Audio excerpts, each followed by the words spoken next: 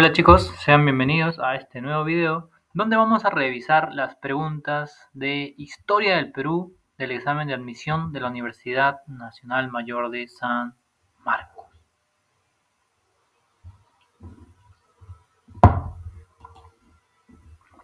Vamos allá. La primera pregunta es la 64 y en la pregunta 64 nos dicen, ahí está, en el virreinato del Perú, el Virreinato del Perú fue creado el 20 de noviembre de 1542 por la Real Cédula promulgada por el rey Carlos V, por el rey de España Carlos V.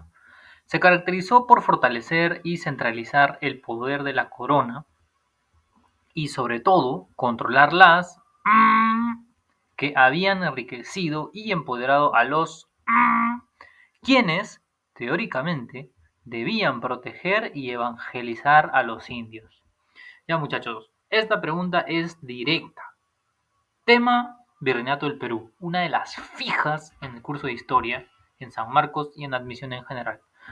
Ahora, ¿qué te están diciendo aquí? ¿O cuál es el punto que están tocando aquí? Es, ¿qué había antes de la instauración del Virreinato del Perú? ¿Cuáles son esos primeros forma de gobierno, por decir así, que instauraron los españoles aquí en el Perú? ¿Cuáles fueron? ¿Te acuerdas? Ahí está, ahí tienes tus claves, ¿ah?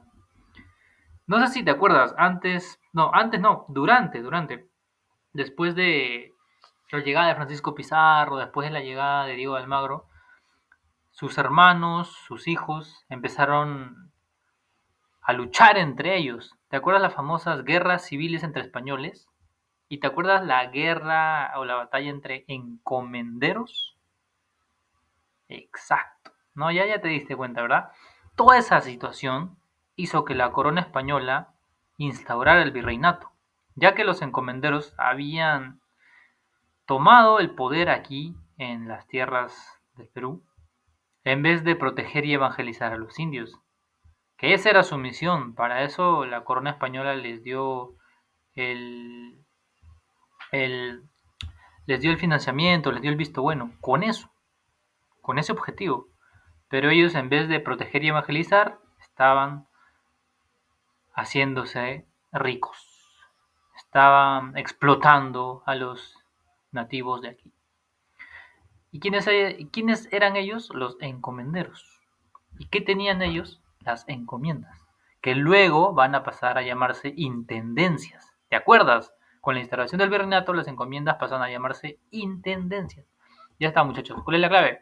La clave es la B. La B de bueno, bonito y barato.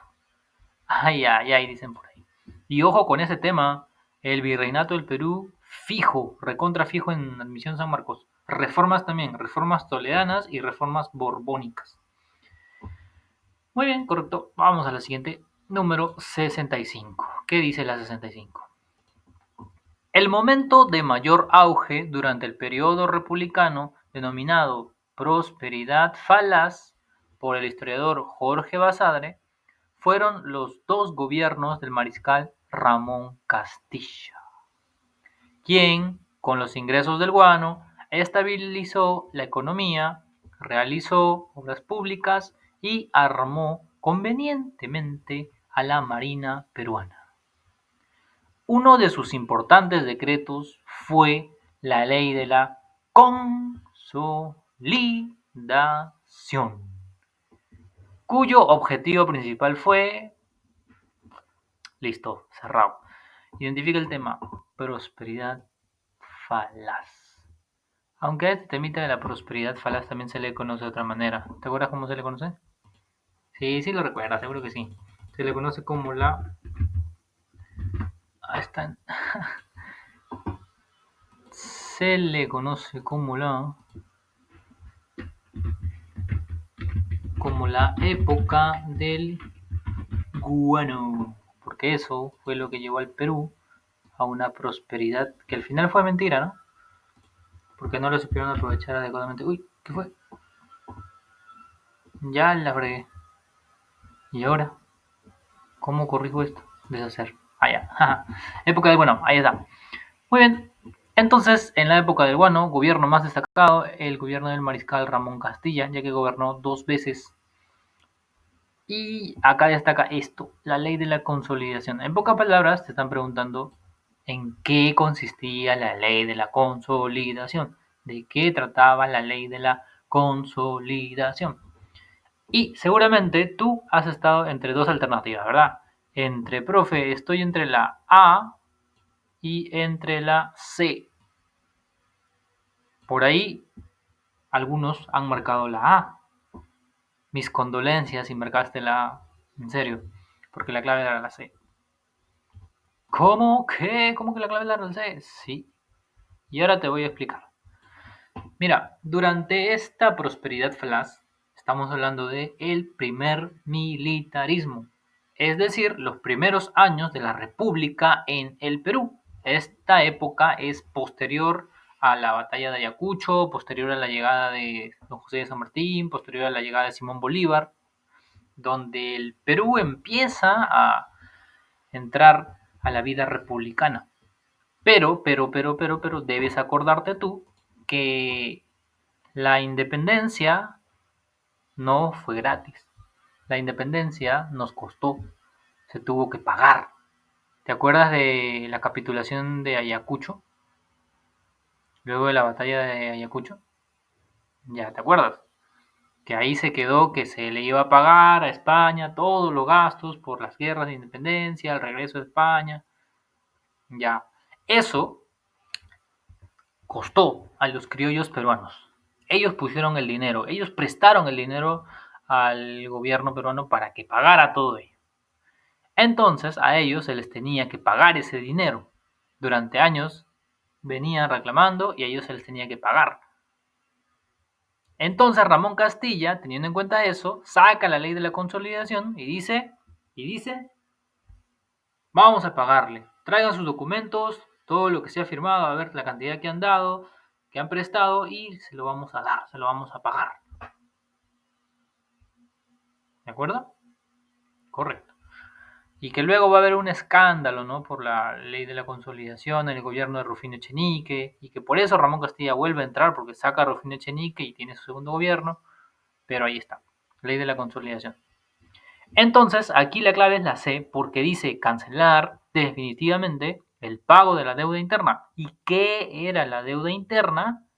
Justamente era el dinero que se le debía a los criollos que habían dado para la independencia.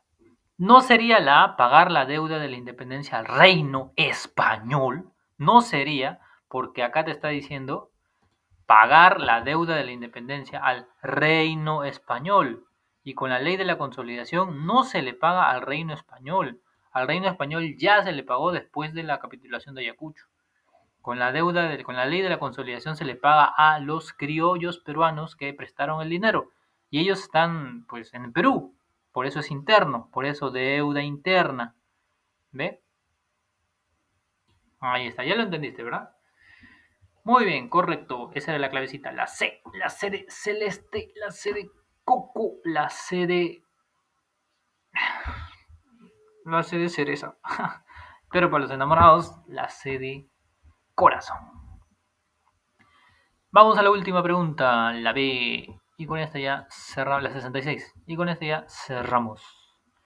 A ver, dice, el último intento del protector José de San Martín de convencer al virrey La Serna que acepte el proyecto de establecer en el Perú una monarquía constitucional asumida por un príncipe español se realizó en la conferencia de... Ojo con esa pregunta. Acá hay una palabra muy pero muy importante que dice el último intento del protector. El último intento. Básicamente la última conferencia. ¿Entre quién? Entre José de San Martín, patriota, y el virrey La Serna, realista, ¿no?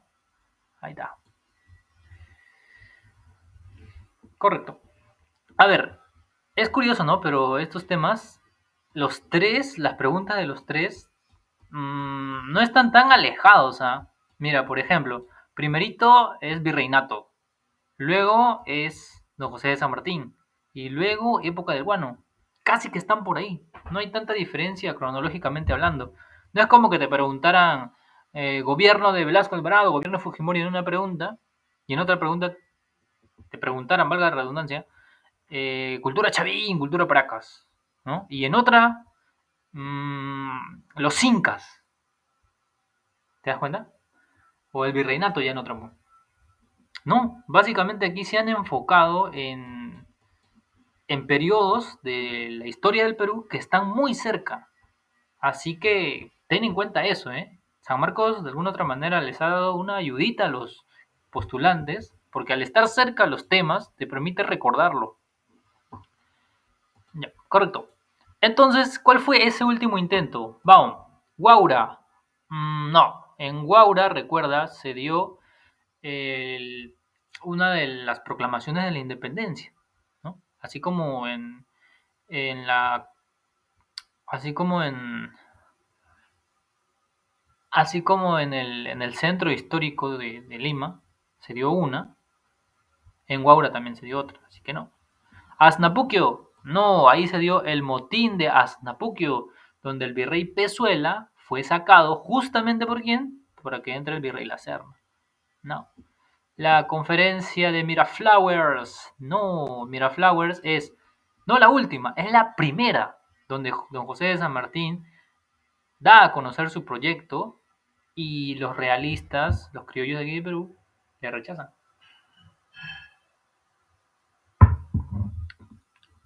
La conferencia de Guayaquil, ¿o qué en Guayaquil? No, es la entrevista de Guayaquil, donde don José de San Martín se entrevista con Simón Bolívar. Ya básicamente don José de San Martín de salida y Simón Bolívar luego siendo llamado como el dictador del Perú. Donde dicen mucho, ¿no? Que en esa conversación don José de San Martín le puso al tanto a Simón Bolívar de todo lo que había pasado, ¿no? Como que le dio la posta, le dio el relevo. Entonces, ¿cuál queda? La conferencia de Punchauca. Claro, ¿te acuerdas? En la conferencia de Punchauca, don José de San Martín intenta convencer y falla, porque el virrey La Serna no acepta la propuesta de monarquía constitucional y traer a un príncipe europeo.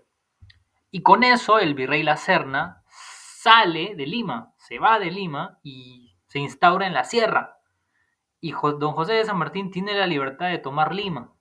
Y luego en las conferencias de Punchauca ya se viene la proclamación de la independencia. En la Plaza Mayor de Lima, ahí está, ya me acordé, la Plaza Mayor de Lima. Claro, ¿no? Ahí fue uno de los lugares donde se dio la proclamación, en Huaura también, y hay otro tercer lugar. No recuerdo exactamente, pero sí. Fueron en 3 lugares. La Plaza Bolívar, me parece, no recuerdo. Ya, entonces la clave sería la E de enano, la E de el profesor Edison, la E de escabeche. Punchauca. Muy bien, y de esa manera se resolvían las preguntas del curso de Historia del Perú del examen de admisión de la Universidad Nacional Mayor de San Marcos. Cuídense mucho y nos vemos en la próxima. Chau, fas.